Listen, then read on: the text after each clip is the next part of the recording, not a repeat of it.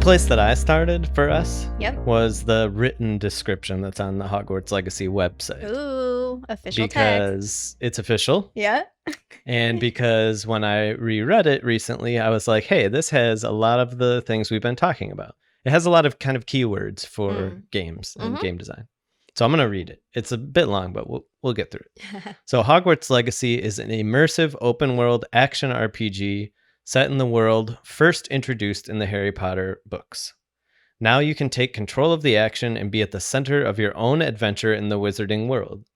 Embark on a journey through familiar and new locations as you explore and discover fantastic beasts, customize your character and craft potions, master spellcasting, upgrade talents, and become the wizard you want to be. Experience Hogwarts in the 1800s.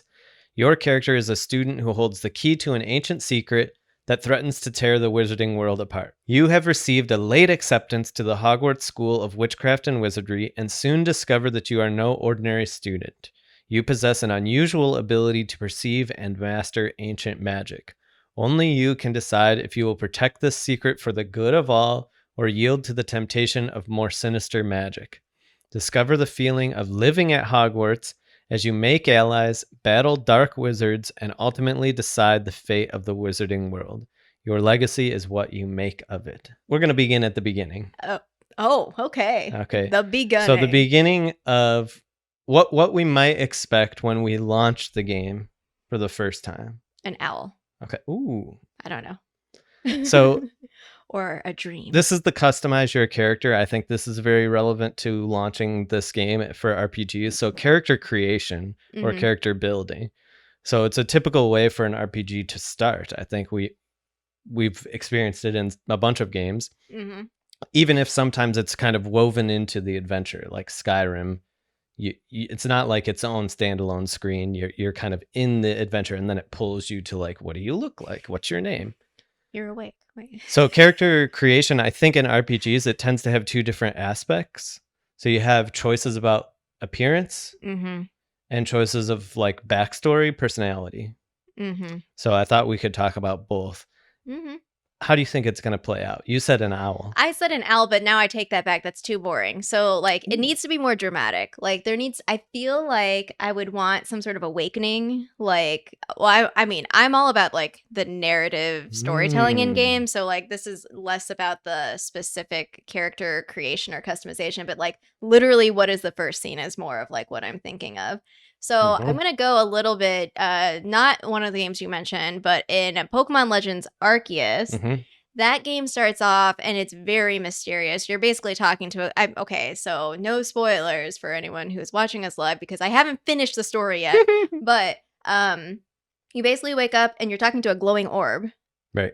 And then stuff happens and you fall through like a rift in the sky. And it's just kind of like that right there just sets the tone of like, okay, that was weird, you know? And so if you're a late acceptance to Hogwarts and you have access to ancient magic, I would expect that first scene to be very dramatized. It's not a typical, oh, here's your letter. Like, it's probably something very urgent. It's probably something super, quirky and bizarre. I think you've got me going. So I was, before this, I was thinking an owl with a letter. Or just straight to like this special sorting hat. Because I expect us to put the sorting hat on during character creation. But that doesn't necessarily mean it's the very first thing that we do. Yeah. I wonder if the very first thing we do might be some special thing. Like maybe the headmaster or headmistress literally comes to us. Teleports into your bedroom. Mid-school year to like, because something has happened to us. Yeah. And they're like, come on to Hogwarts. Or it could be so going off of your sorting hat, kind of like, oh, this is just normal Hogwarts, and then all of a sudden flashback to like some sort of dark time or something weird.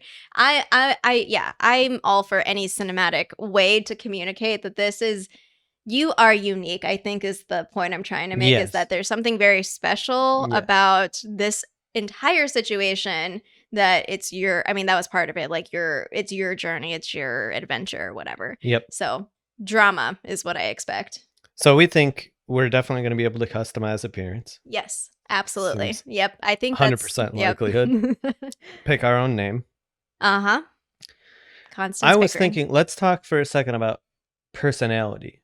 So we talked a bit about like perks and sort of this idea of creating a character in RPGs that right at character creation, you make choices that have like kind of in consequences Divinity 2, you have like down the line. classes and Yes. it's You're or a whatever. soldier, you're a dwarf, Or and like even it in Skyrim, matters. yeah. I'm a Khajiit stealth hunter person. Owl, Basic letter, character. sorted, breakfast, Death Eater, breakout. Death Eaters! Yeah. Yeah. So I was thinking maybe the sorting hat could, we've done this on Pottermore and then Wizarding World after it of like there's the sorting mechanic where like there's questions and you answer it and then like it tells you what house you're in. Mm-hmm. I think that could happen where like we do get sorted into a house, but I wonder if each of the questions might have perks or consequences associated with it. Could be something like that. So it could be like, what is most important to you? Love, glory, power, wisdom, and we could say like, oh, that's each of the 4 houses. Ravenclaws have wisdom boost. Like your base wisdom is or your choices, even if you just barely get sorted into one house, if you pick 55% Gryffindor and 45% something else, more fluid, like you get some pluses and minuses. Yeah, because there are different ways that like point wise versus like percentage wise, and then thinking about although this might lead to your next point, but like how that may or may not shift over time. So we've talked about previously on Magical Theory about the idea that you can't really switch houses once you're sorted, but that doesn't necessarily mean that people are like, I mean, even us, when we talk about ourselves and our alignment, if you will, like we have characteristics of many houses that, that can come out more in certain situations than others, or can over time as your self develops can shift a bit, like when people become Slytherins later in life. I don't know what that means, like, but that's like a possibility. Absolutely. James is here. Hey James. And he thinks customizing could take place in the trailer.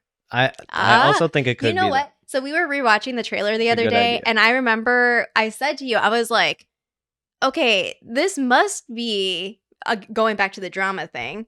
You're literally, the carriage is literally diving into Hogwarts. Like, so it's like Al, and then it's like, oh, here you go. You're royalty. Here you are. Like probably middle school year or something not normal. I guess that's like the bigger point is, and it's interesting. So that point is interesting because here, let me pop it up on the screen so everyone can read it instead of me paraphrasing. So when you're thinking about like how games kind of go in and out of like the immersion. So like usually character customization is totally menu based and you're out of the like context where either it's like the first thing you do or it's you have some sort of intro and then it kind of gets interrupted and it's like, all right, we're playing a game. So games do it differently, so it'll be interesting to see how it plays out in Hogwarts Legacy. Yeah, it will be. And I think one of the things you were talking about gets to the next category here, which is after character building, you definitely have the creation, but then you actually have character advancement after that, right? Very typical in an RPG where you level. There's some kind of advancement. And I think we had hints here in the description that this is going to be part of it.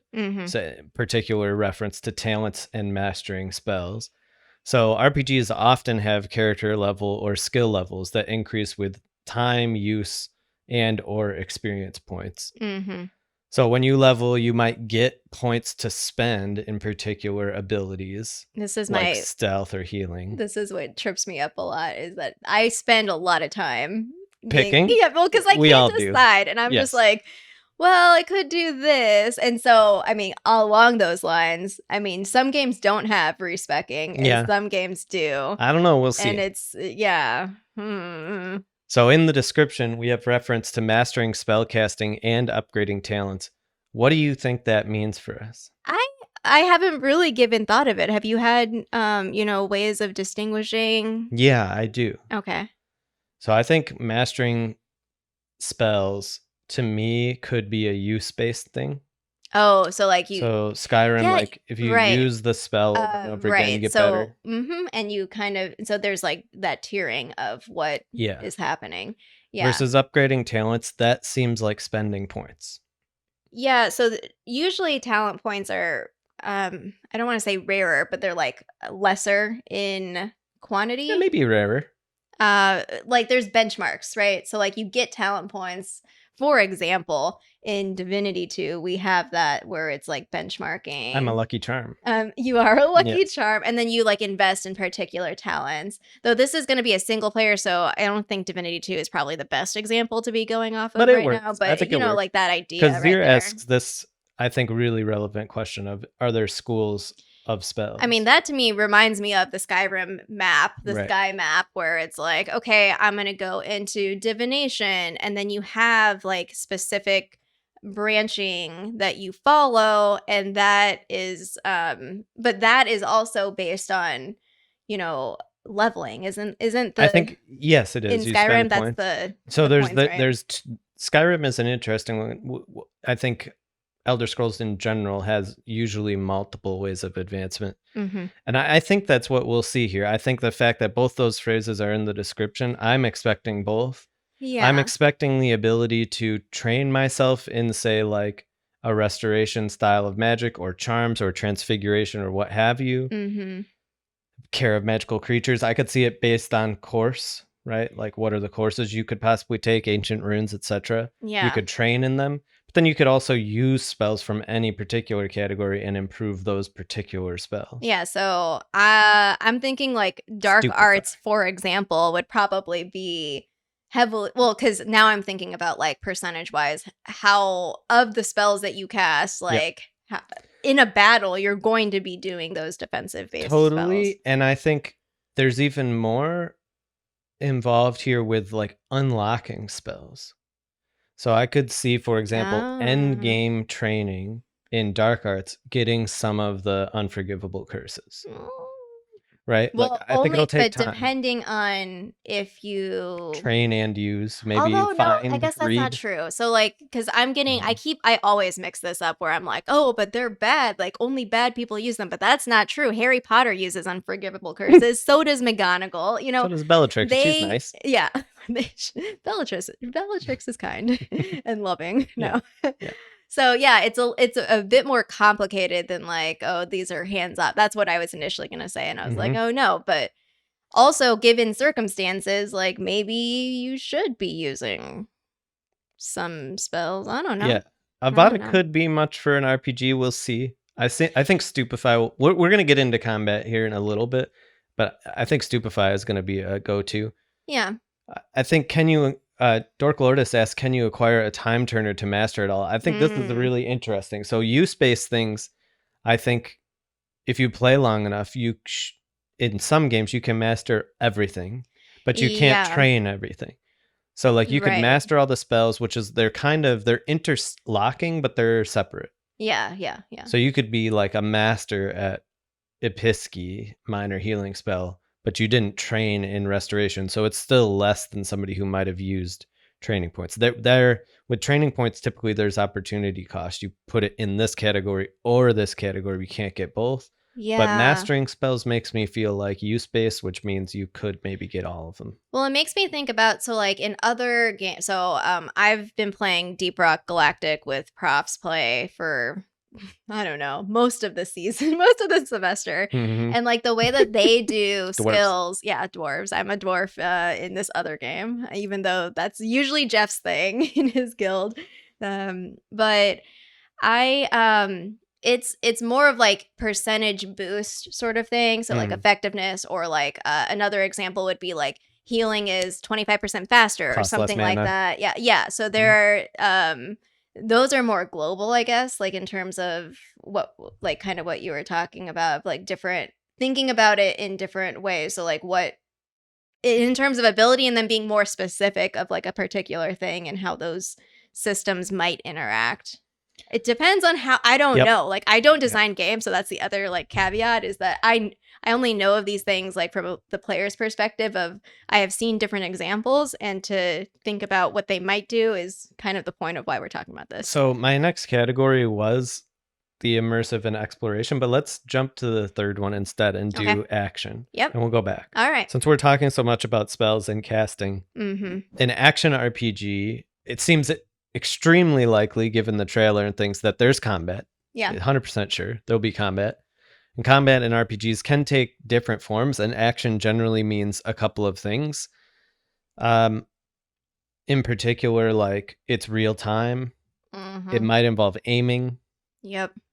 Things that I'm not. It probably involves mana of some kind. What do you think it's going to mean? Oh, sorry, just very quick side note. I was thinking about like accessibility features and how games have different varying levels of accessibility. Because the aiming one, I don't know if it was Skyrim. No, it was in Control. I don't know if you ever watched me play that game.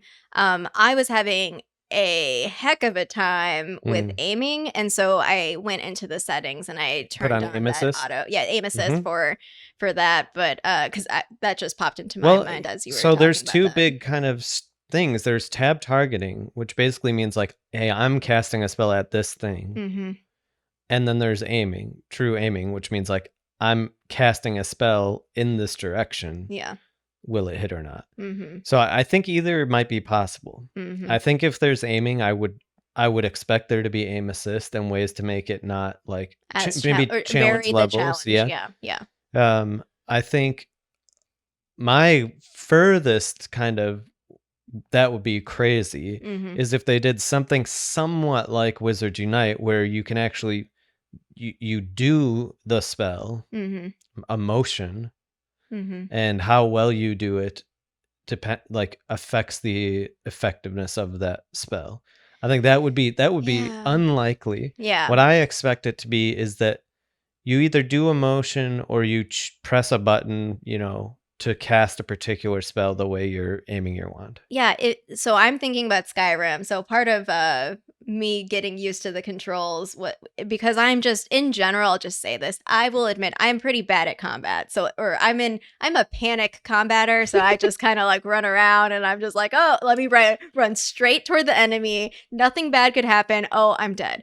So I've had to like learn how to, my tactics during any sort of single player game and when it comes to combat. But in Skyrim, you have to basically equip different spells or your weapon. Right. And then the thing that is when I'm panicking is that I go into the menu and then I swap out. And so like I'm thinking about, okay, well, how in terms of what we're talking about with spells, is this something that you prep or equip or hotkey? Yes, because if you think about a controller, yeah, you basically have like certain buttons and cycling. Because I'm thinking about Lego Harry Potter, which is, a Harry Potter game, but it's also different where you have like the sort of the wheel where you can exchange what spell that is active. Right. So you basically wheel through until you get to the right spell that you want to use. But what I would love though, especially like, because this is probably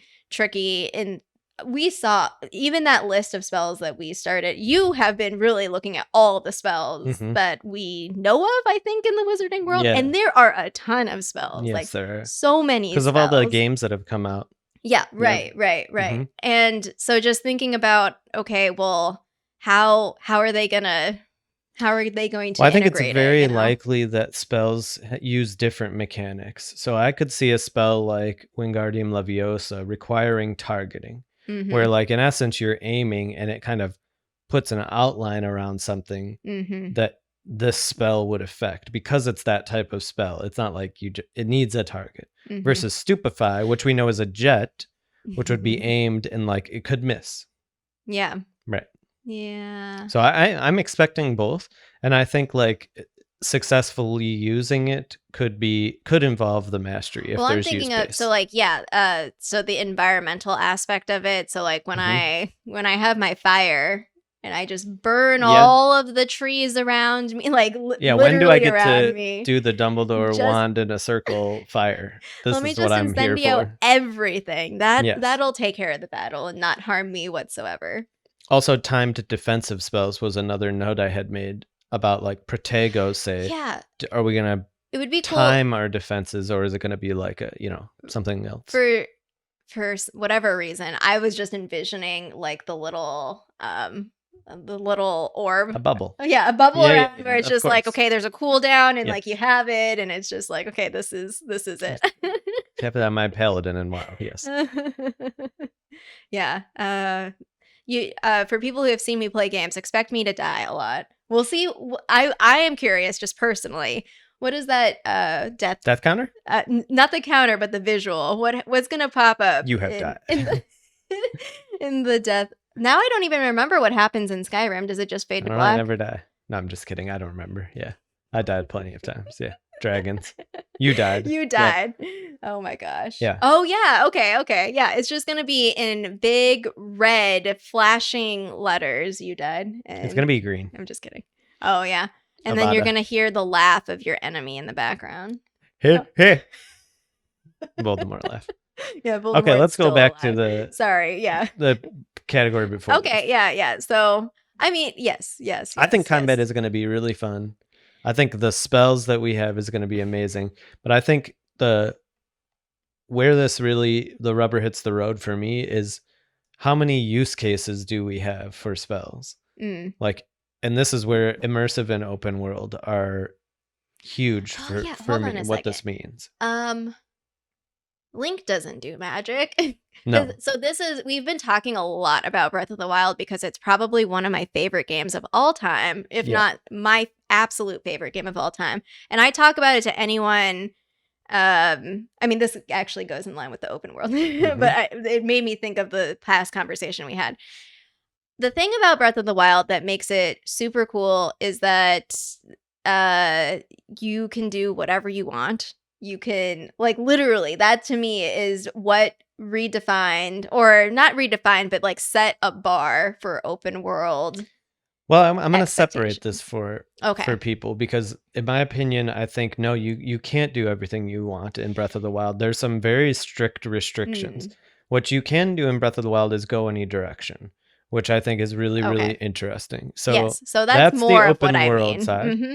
I think Skyrim more, you have a great short where you just assassinate some like guard of the realm. It's not my fault. Yes, no, it isn't. No, it was not. It was her fault. But so that story-wise of like... But that's more of the character choice freedom. So that's going to be my last topic for us. Okay. I think right now, let's talk about just the exploration side of character choice, the non-linear possibility here. Need to climb. So, yes. So the all-important question, I think, is what does open world mean? There seems to be kind of a spectrum of what this could mean. Yeah. So as Zir says, and we'll get to it, Skyrim is complete freedom. You can just ignore things forever. Yeah. So for me, open world means that a player can explore and approach most or all objectives in different orders. Yes. As opposed to a more strict timeline or linear timeline game, where it's like you do this and then you do this and then you do this and you don't have choices. So yeah, I feel like there's probably, so just taking that point, like so Pokemon Legends Arceus also has main quest line, side quest, but it's in kind of, it's like gated by leveling. So like remember when I level up and then it's like, oh, I have like 5 more side quests. So it's kind of clustered in that way where well, let's go to quests. Okay. Yeah. So this is a subtopic, I think, under here. So all right. Discussion of quests, which is definitely a staple. And as you mentioned, they typically come in 2 categories. So you got your main or story quest line and then side quests. And the main quest line typically has like noticeable checkpoints, right? Where you kind of like complete something, or maybe there's a cutscene. But maybe there's something really critical. And sometimes those moments actually affect the world, right? And they're irreversible. It's like once you do this as this character, like there's no going back. We just did this in Divinity where it's like you can't go back to this place after you make this choice. So all the side quests you kind of had get altered by this. But regardless of whether that type of thing happens, I think we do expect the main storyline and then side quests. And side quests are where, for me, where all the meat is, where the game really is, could be super fun because they're like they tend to be more lighthearted. They're not going to advance the story. They're usually completely optional, and they usually have like you can make all sorts of choices. About how you do it, whether you do it, whatever, which ones you do. So they're more local, they're more regional as opposed to global. And they're not going to necessarily interact with the fact that we have this access to ancient magic. I think the main storyline will. Side quests, many of them probably will not even, it won't matter. You may be able to use the tools, but the people giving you the quests, not going to care. So what are you hoping for? Yeah, I agree. I think that the main quest will be the mystery, which is what's up with this, with me, ancient magic, etc. What we're going to do with it. So that's going to be the main quest. And then the side quest, I agree with you, it's going to be quirkier. It's going to be, so if I reimagine Wizards Unite in terms of a main quest and side quest, it'd be like our main quest is like, what's the deal with the calamity and like figuring out all that stuff along the way. And side quest would be like, okay, a day with Constance Pickering, or like stealing Harry Potter's lunch from the ministry refrigerator or whatever. Finding Neville's toad would be a perfect kind of side quest. To frame it for Harry Potter. Book style. That's a side quest. Harry versus Voldemort is main quest line. So, and you could argue each of the book would be like a main quest line. And then there's like these side things that Harry doesn't necessarily do, but could be side quests. In the Minecraft Harry Potter map, one of the side quests is finding Neville's toad. And I have not completed it. Oh, is it? Well, perfect. It is. Yeah. There's also another one where you go into Malfoy Manor and you have to go collect their dark artifacts and take it to Borgin and Burke's. It's like... Yes. So I love side quests. It's more like, what you're saying. Like, it's immersed into the world, but... and going back to Skyrim, that's when I killed that person accidentally, it was because... And I didn't go to jail. It paid off. I paid off the guard.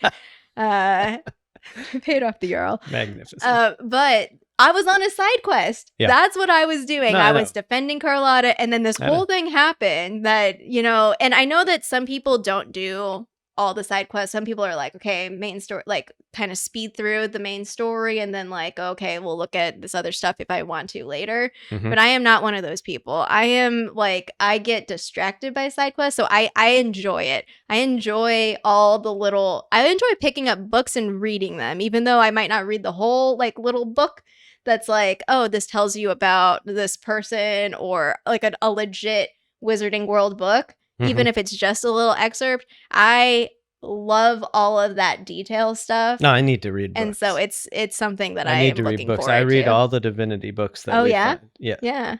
They're usually excerpts, right? So it's just like half a page or something. It's one of those things where it's usually not necessary, but it just enriches. If you want that sort of detail in your experience, that you could have the world more fleshed out for you. I think there's two paths we could follow. One is like locations. So like for an open world, like where would you want to go? I think the other is when you do quests, like what do you expect to get from the quest? So quest rewards and loot. We have been talking about this. This is very difficult. This is a really tricky one to port, I think, to Harry Potter. To Breath of the Wild, and when I said, oh, Link isn't magical, because part of when you battle things, we're kind of blending categories here, but when you battle things, you get equipment, you get weapons, you get stuff like that. But in part, because like that's all he can do, really, like it's just slash someone with a better weapon. For this, it would be interesting to see what I mean, I don't know. I usually expect gold or currency of some kind. For any sort of game, like some sort of currency. So if there is Wizarding World money, but then the question with that is, well, then what do you spend money on then? What is it like? How are these I think potion components, maybe spell components. Maybe we get to deck out our room and stuff like this, our dorm room. I don't know. But you got something? No, I'm just laughing at Kill the Gaunts. James wants this. Yeah. Oh, yes. Side quest. Oh, whoops. It's not popping up. It didn't work properly. It did not. Kill the Gaunt family is a fantastic potential side quest. Okay, well. Take the resurrection stone and run. Yeah. I think I don't have an answer for this one.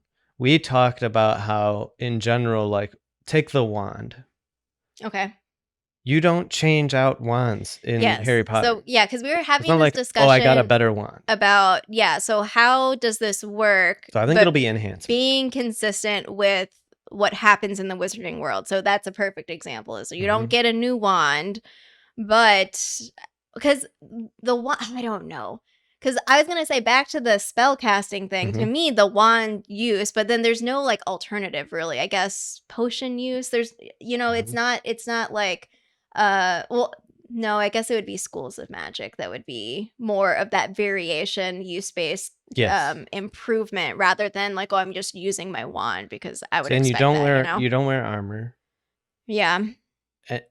I think there will be magical objects that we could get, like swords and maybe daggers. I wouldn't be surprised about that. But what if I make armor out of dragonhide? And potentially then I am impenetrable. Just straight Skyrim. Yeah. I'm wondering about like the ability that loot and quest rewards might be enchantments. So like you improve your existing wand as opposed to getting a new one. Yeah. You get some way to like enhance the wand so that you're better at something and you up its stats or whatever, or its contribution to your stats. Yeah. Because it's a big part. So people not from Harry Potter, people from the RPG side, I think it's a very, very common to have loot.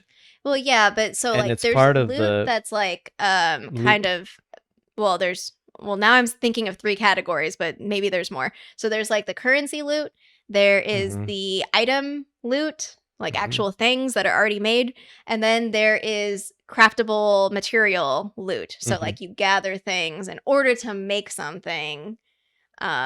Whether I think that's like a for sure. Armor or that's a for sure because we can craft potions. I can so I think that. most things will drop some kind of ingredient. But I kind of also want to like harvest. Like I would love to be like, hey, let me just like hang out in the greenhouses and I'll make some mushrooms. Or go explore the Forbidden Forest and find something. Yes. Which can bring us to the next topic. Go. No, because so like in Divinity, I have this like thing that helps me like find things better than some of the other people. So I was thinking like, or that bear in Pokemon where it like basically is tracking where you can dig up a spot and be like, oh, there's a cluster of things here.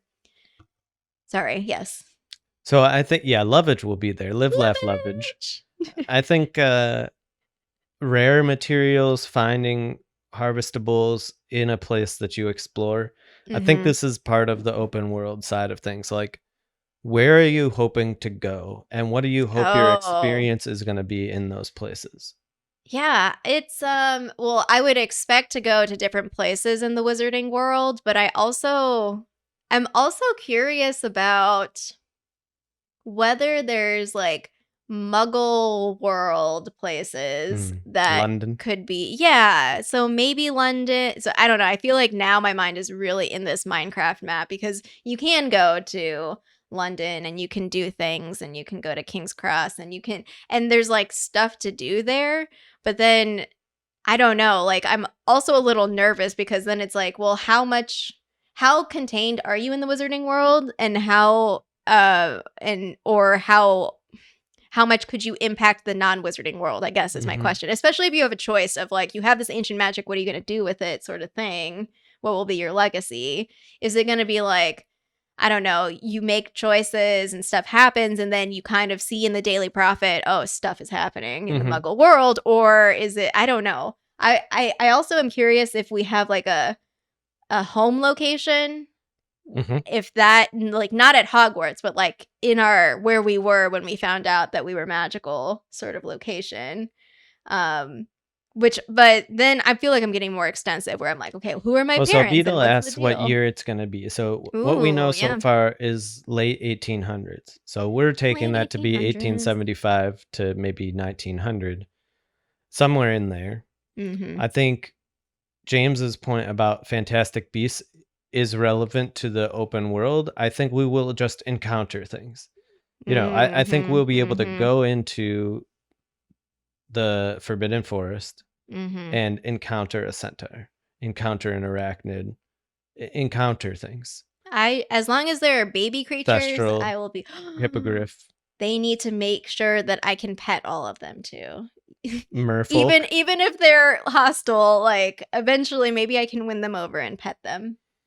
I don't know. Yeah, so yes, pets and creatures are going to be, I think, part of it. But I still think there's this question of like dungeons Oh, that okay, aren't yeah. main storyline. So let me go back dungeons. here. I want to kind of my mischievous exploration. Actually, it's not even mischief. One of the reasons I love open world games is I love going wherever. And so, or being the possibility of going wherever, even if it's not related to what I'm supposed to be doing. Like, what is my supposed main quest objective that I need to complete? So, I want to get lost in Hogwarts. Yes. Like, Fred and George had the Marauders map and like could go explore and find these like little things and hidden passageways and whatever. I want to be in a spot that even perhaps like maybe it doesn't even exist or that Harry has never seen before or something like that. Right. That's what I'm excited for. Well, I think we'll have stealthing, which I think is really interesting, and invisibility cloaks and things like that. I think also like I want Hogwarts to be completed in the sense that there's no like game design thing of like area. You can't go here. Yeah. Like fake wall and like you can't actually climb this hill type thing. You can't go that far. So I expect that for Hogwarts. I do. I think there won't be a door that you can't get through, even if it needs to be broken down. I kind of expect Hogsmeade and the Forbidden Forest and the Black Lake as a group. I expect to be able to sort of, I think we will be able to walk in those areas freely. Yeah. Free walk. You can go on the roof for all you care, like that type of thing. I know I keep bringing up this Minecraft map, but it's really interesting to me because there was a whole group of people and they spent like 4 years making this. But I took a pathway. I feel like, no, because you can fast travel in that game, but I fast traveled to this point, but I still had to take like a path to Hogsmeade. And it took me literally forever. Like, I'm pretty sure I got lost or I was just like, oh, I'm going to die. Like, day-night cycles were going. Yep. And I just walked the whole way. And I was like, I don't know. I've never made a Minecraft map, so I don't know like how long it would have taken to make something like that, or if it's just like copy paste whatever, like populate it. But the whole like I could just walk the whole way. Well, this is the stunt. Yes, so this gets to travel, and this is where open world becomes a spectrum, because open world could be that this region you can walk openly in, but you can't walk between this region and that region. You have to use some other type of travel. So I think a lot of games do this, but like a game like Skyrim is extremely impressive because there's huge swaths of land that you could walk through if you wanted to walk through. Yeah, and you can they're like the little waypoints that you can teleport between, but then there's also some sort of currency aspect to it as well. Like I could fast travel all the way over here for some money, or I could like, I don't know. Here's what I think we're going to experience. Okay.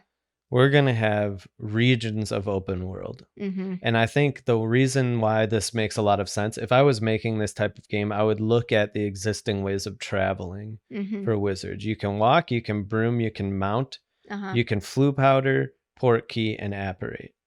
I think apparition is going to be within region. So I think hypothetically, if you get to there, and if they have apparition in there, if you're in the Forbidden Forest, you could port to another place near the Forbidden Forest of Black Lake by apparition with some form of accuracy. Like maybe you could say this place on the map.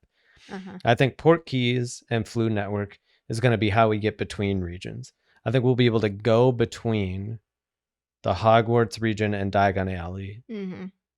And with Gringotts and Nocturne Alley, that will be fully fleshed out with a radius. So there will be boundaries, in my opinion. Yeah. I don't see a way that you connect Diagon Alley and Hogwarts with things to do on foot. I don't think that will happen. I think that is the thing. So I'm just going to quickly compare Breath of the Wild and Pokemon Legends Arceus. And so those are like regions that are self-contained and you have to fast travel between them. Right. There's no in between the world that you can walk.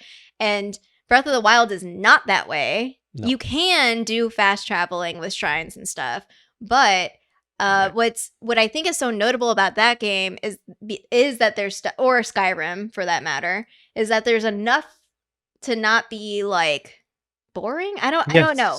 Yes. I expect that, but not with universality. So I think like within the Forbidden Forest, if you just right. walk through the Forbidden Forest, Yep. I expect it to be quite big and quite precise. So I think one of the ways to think about how immersive the world is and how interesting it is if you choose to move quickly, like take a broom, or Flute Network, how many things are you missing? Yeah.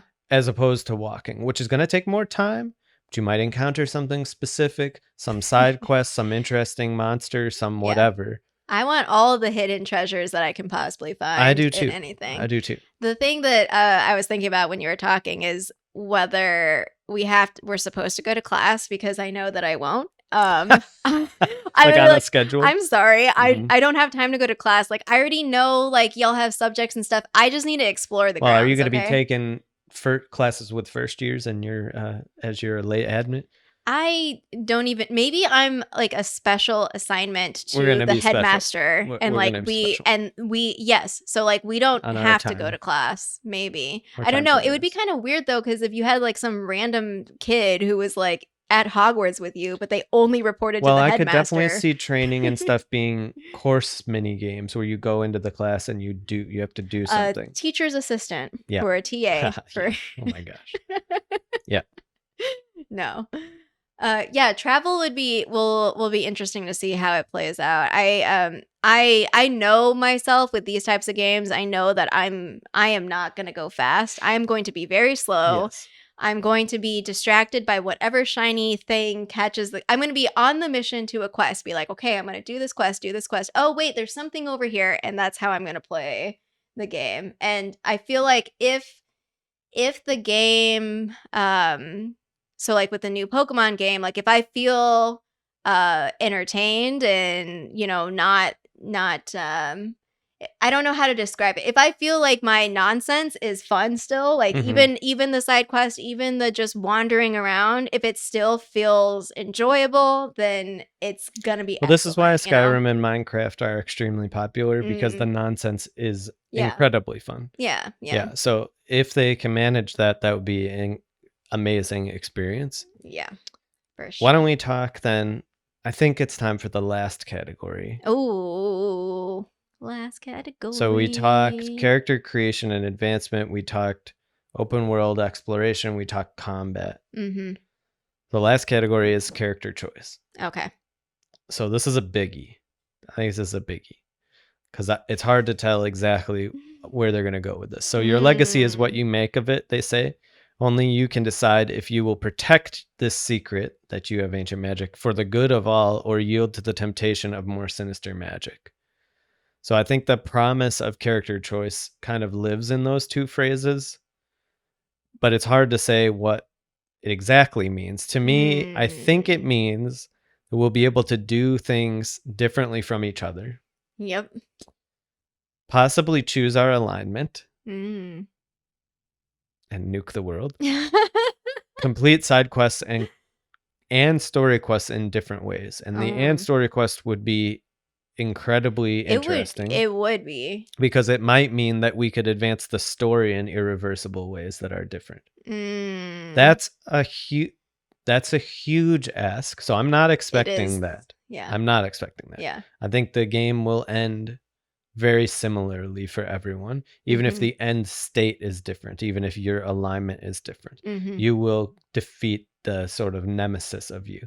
So, okay, my mind went to Undertale because it's also this Undertale is an indie game by Toby Fox that I discovered. I mean, I heard of it, but I never played it until last year. So I'm pretty new to like the fandom and world. But the thing with that game is so you kind of play it through, and eventually towards the end you find out what your the consequences of your choices, basically. Like Right. it's not very clear that it very much subverts an entire genre, or just like the entire like expectations and assumptions for what a game is supposed to, what you're supposed to do in a game. And the thing about it is that once I finished a run, then I was like, oh, I wonder if I could play it like a different way. But the game keeps in memory what you did the first time around. So there are certain things that are different because like the world is different because you made these choices in the first run. So this is like a different kind of game, but it made me think about like and it probably won't be like a let me replay as a different character, because I feel like that's too much to ask for this type of open world action RPG to like replay it completely differently. Though I'm sure people will do it and be like, okay, I'm going to play it this way and then go through the main story and then play it a different way through the main story. But what happens when you make those choices, and how that, because I'm also thinking about this idea of secrecy, which is a common theme in the wizarding world.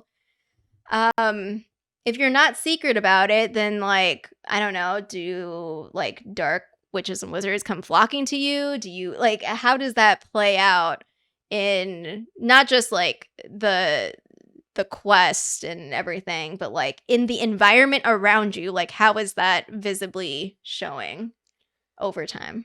Yeah, so I think like there's big and small ways that this could play out. The biggest way is like, can we have different endings? That's the holy grail of making an RPG. It's incredibly expensive and difficult. Yeah.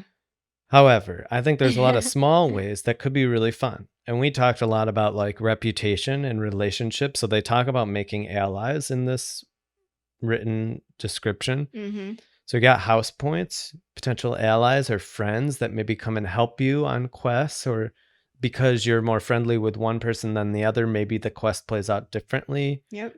Or all the Really Slytherins come into like get Dumbledore as an ally. I totally agree. Ooh. So what do you think about that, first of all? How do you think like house points are going to play in? Or you think you're going to earn house points? I don't know. It depends on if we actually are a student or not. I mean, I would imagine that yes, we're picking houses, but like how that play, like how important that is, because I mean, no offense, house points are more of just kind of like a like fun little extra thing. Right. Like it doesn't ever It'd be seem like side questy type thing. Super consequential, except I mean, you are this like very special case, so maybe other stuff will be happening. Because the thing about houses also is that it's not just the house, but then there's this whole legacy, if you will, of like families, like and so we see that play out in the Harry Potter series of like all the Weasleys are Gryffindor, like, or even with what's his name, James Potter, like, or the kids, the Potter kids, like thinking about like that family dynamic. Albus Severus. now I'm getting all the names mixed up because I'm thinking of Albus, Percival, Wilfred, Brian, right, Dumbledore. Right. And that's not it. That's not who I'm talking, but he might be in the game. Yeah, because the reason I'm thinking about families is because like, let's say you do a bunch, you're in Slytherin and you do a bunch of Slytherin-y things and you don't keep this secret at all. Like, I would imagine networks of Slytherin kids and their families would like maybe be part of future quest or things that you do. I'm not sure. Like, that's just a pondering, but because I also imagine it might be challenging to design, but I don't know. Those are some like very specific like example things, because I'm also totally different in the sense of it's an MMORPG, but World of Warcraft and like different. So I know that you played it before I did, so like it was different maybe in the ways that Reputation played out previously. Yeah, it was. So like, but it was part of a world like based thing, and it was fun. Something that could shift, really. I guess also could shift. So like you could change the reputation if you did certain actions or you made different choices. Yes, you could, and it was really interesting. Like you could become enemies to a place and not be able to go in, and that the non-player characters would be hostile to you. And then there was neutral, and then there was friendly, and Well, I could see some that playing in-betweens. out in, like, maybe not in a blocking off an area, but maybe blocking off choices or making it something that's Costs, how willing they are to difficult. help you. Yeah. Yeah.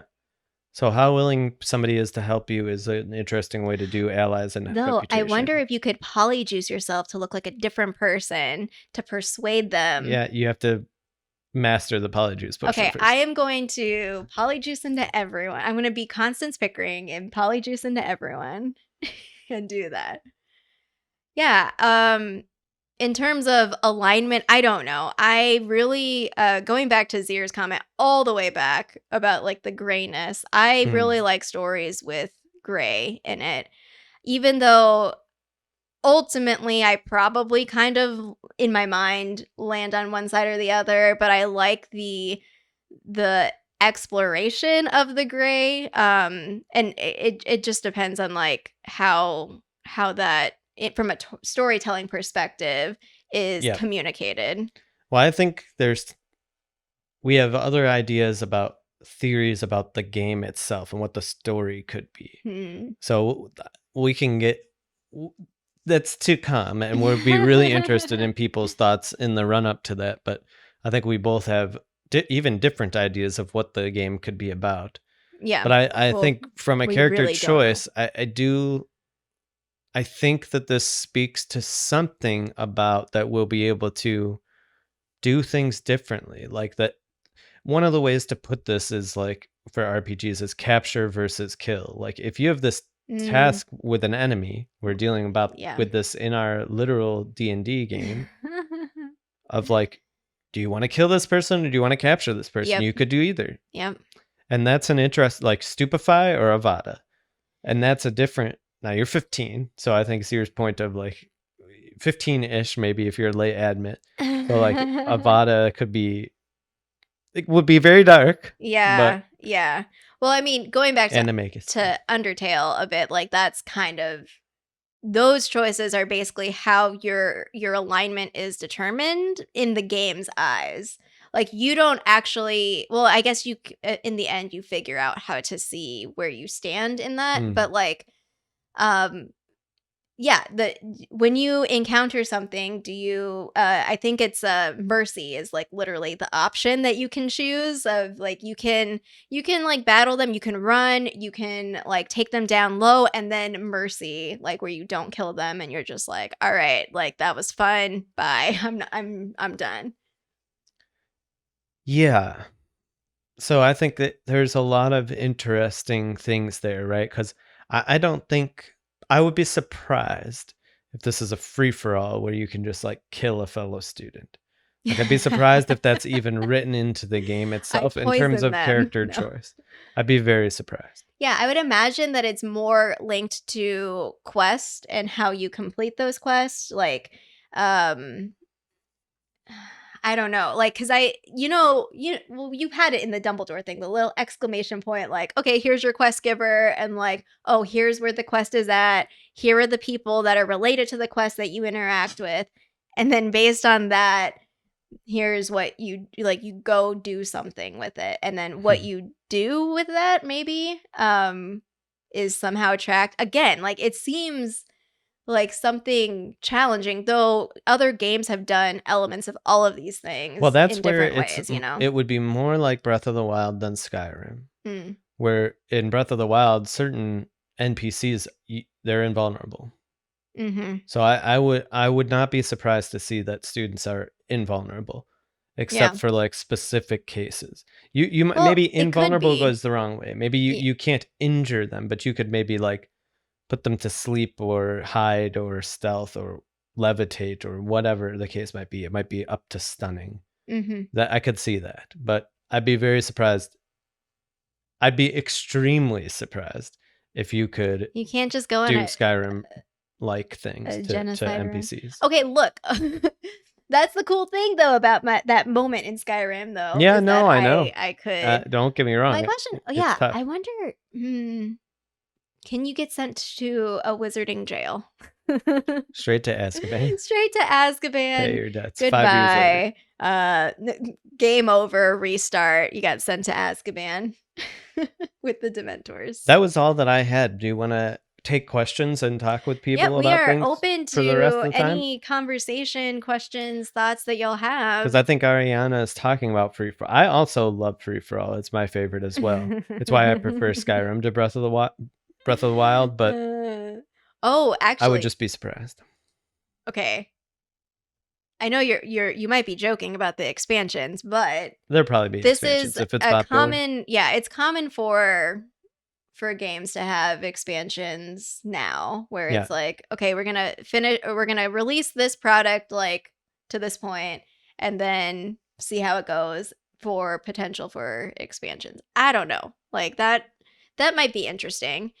Um Oops. especially so I'm thinking of like I mean, this is slightly different because it's Elder Scrolls Online and it's like specifically online. So, like, that's the model that they're using. But, like, they release a new region or a new area or something like that. Or Yes. I could maybe like see a special storyline quest or something. if the game is really popular, there will definitely be expansions. I could see like being able to go to different schools or a Triwizard Tournament expansion or Quidditch World Cup expansion where there's quest lines and stuff that happen and you go there. And this is why I think it will be modular in the sense of like, here's an open world that is self-contained and here's another open world, but it's self-contained. Mm-hmm. So within those boundaries, you can go anywhere, but you can't exceed those boundaries. You can go Yeah. between them. Yeah. Take the train or whatever the case might be. We didn't really talk about the Animagi. Yeah, I think we will be able to become an animagus. It would be super cool, like in battle, and I'm just like Druidkins, like thinking here, where I'm just like, bam, spell, spell, spell, and then it's like, oh, I am a tiger, and then I claw your face off, or run away, or fly away, or something like that. Yeah, I think it's related to like some of my thoughts, which I'm not prepared to go into too much right now, of like what I think the actual story will be and how it plays with gameplay elements. Because I think something like an animagus could be that you utilize it in order to be more stealthy or to communicate with creatures instead of subduing them or whatever. That it's a tool in the arsenal. I think all the spells essentially outside of the ancient magic stuff will be just tools that we all have access to. Like you can learn this. Maybe you have to get it as a drop, and maybe you have to like get something that allows you to learn to that be an brings up a good animagus. point about like rarity. Yeah.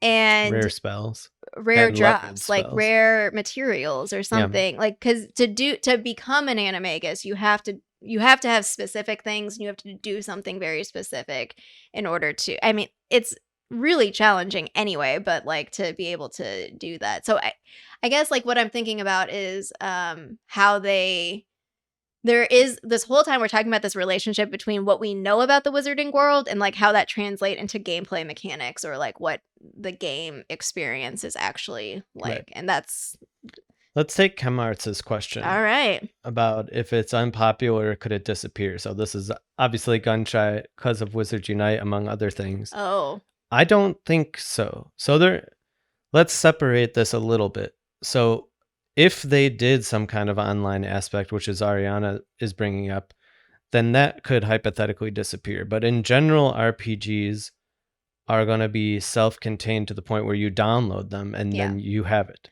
So basically it's like a product and it's a finished product and you purchase it and it's like, here you go.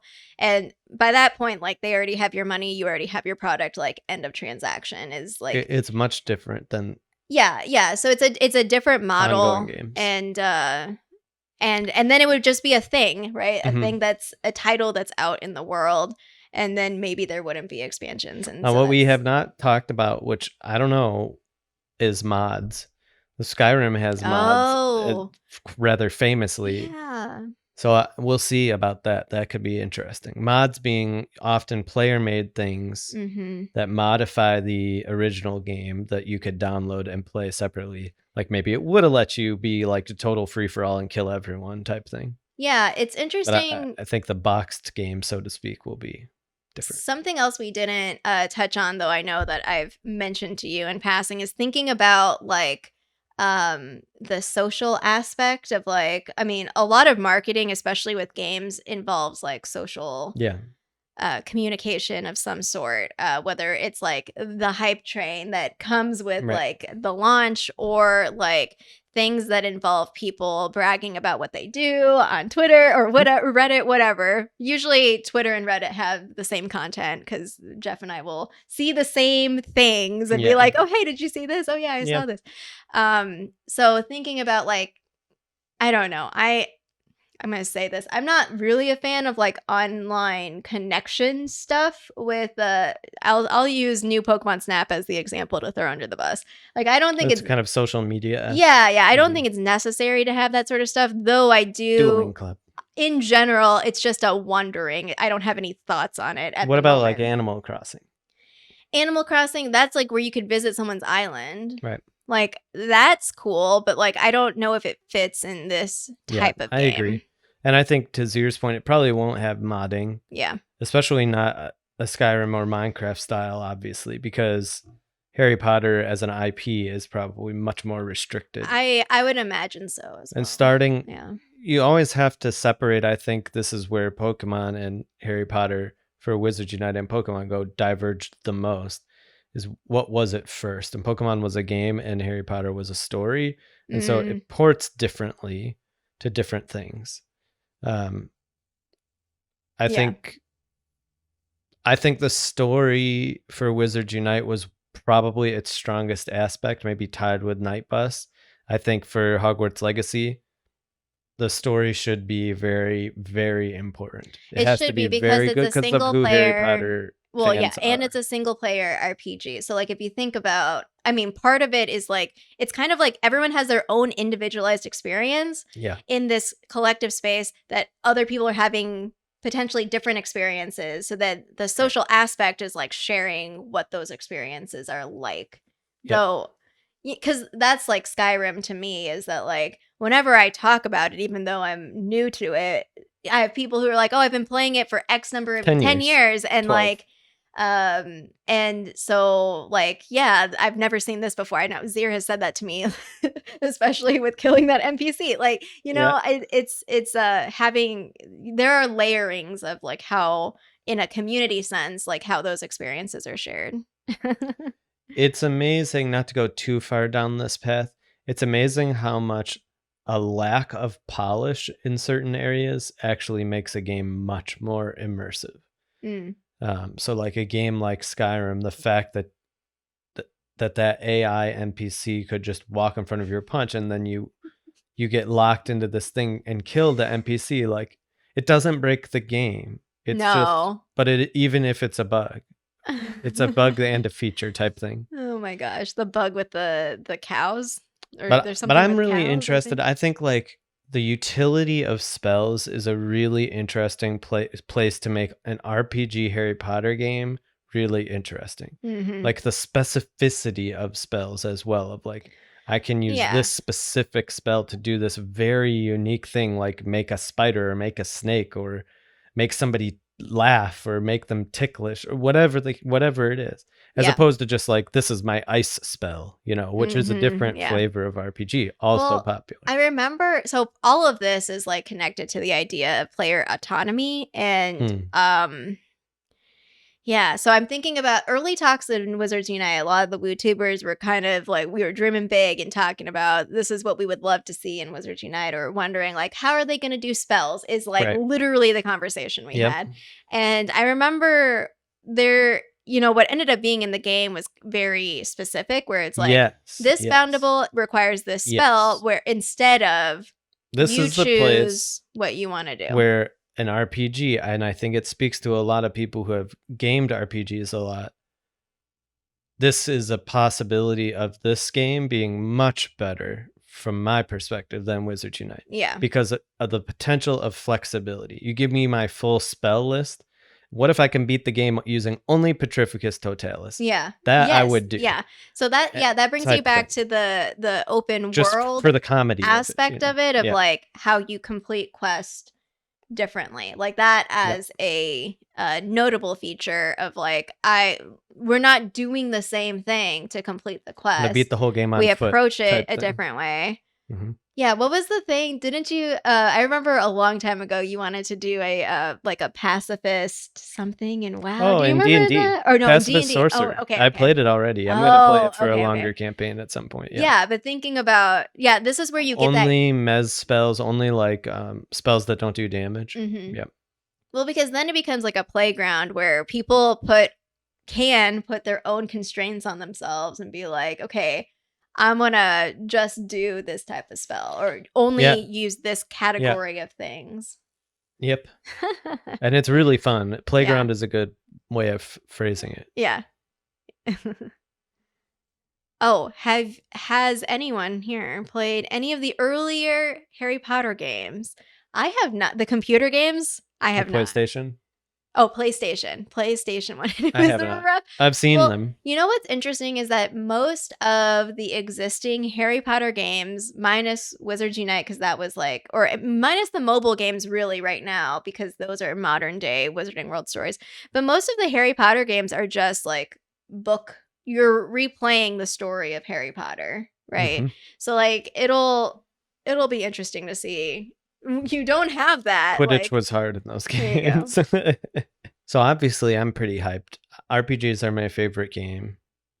Yeah. Maybe MMOs for a genre. Mm-hmm. The thing I'm most concerned about as my own personal preference is how they treat loot, because I love loot. But I think combat will be fun, and I think the spell utility will be fun, and the ability to like walk through the castle will be really interesting, I think. Mm-hmm. Yeah. I get lost in the Minecraft map castle, which is just like some stairs and I expect a day-night cycle. I expect people to go to sleep.